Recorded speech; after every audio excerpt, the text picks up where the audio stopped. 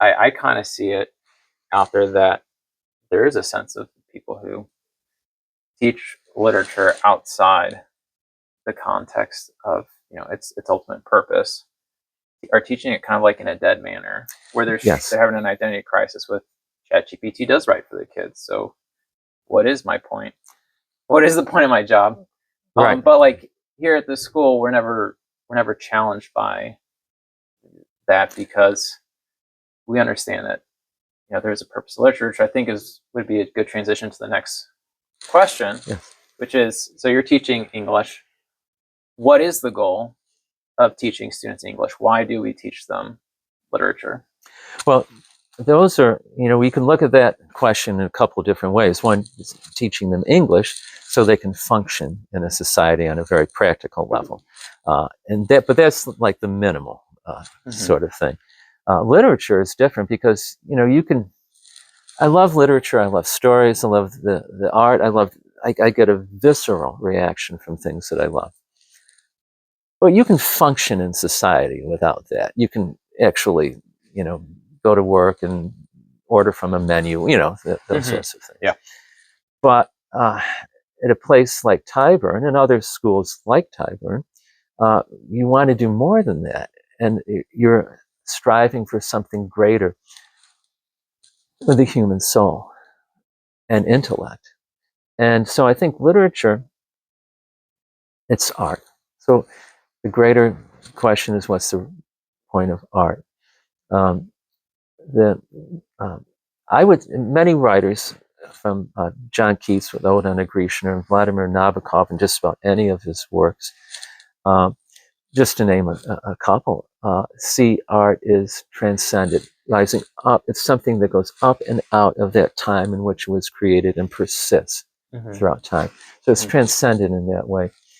The late English philosopher Roger Scruton, who spent his academic life devoted to philosophical questions of beauty, and who my students at Tyburn in senior English class, they read some of his work in the class and look at a documentary that he did. He says that he believes, and I see his point, he believes that art is not itself transcendent, but it is reaching toward the transcendent, which is God. Okay. So in that, I agree with him in that sense. I agree with writers like Keats or Nabokov in the sense that it persists beyond the centuries. In that sense, it's transcendent. Or the reason it persists is because it's tapped into something. Eternity, right? So like with music, I'm a huge Lord of the Rings fan, like just books, movies, not the recent TV shows, but like I always think of Howard Shore, who's the composer. Always described as the reason why I love listening to the soundtrack of those films is because I think with his music, he's tapped into eternity, especially with some of the pieces. So, I agree that at Tyburn and other faith-based schools, we'll talk about the good, the true, and the beautiful. But this isn't just like a cliche. It's describing something actual. Yeah. And any story, and it doesn't have to be primarily a religious story, but any story that captivates people and persists throughout the centuries, it's because it's tapped into those things. And people recognize it without even being able to name it. They recognize it. Right. I mean, you had mentioned like the bare minimum reason to study English and grammar so you can function in society and, know how to read the McDonald's menu or, check out at the grocery store, what have you. But like there's more to human existence than that. Right. Right. And if you fail to recognize the eternal destination that man has, then you're going to fail to recognize what it is to be human.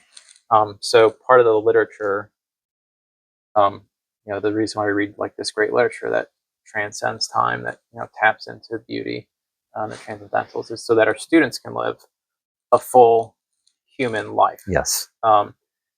And I think it's why like a lot of modern education focuses on utility as the end goal, and utility is important, but up until John Dewey in the 1900s, that was never the goal of education. Right. It was to actually free the mind. Right. That's why where you get the term the liberal arts. The subjects you study so that you can have a free thinking mind and live a flourishing human life, not just a useful human life.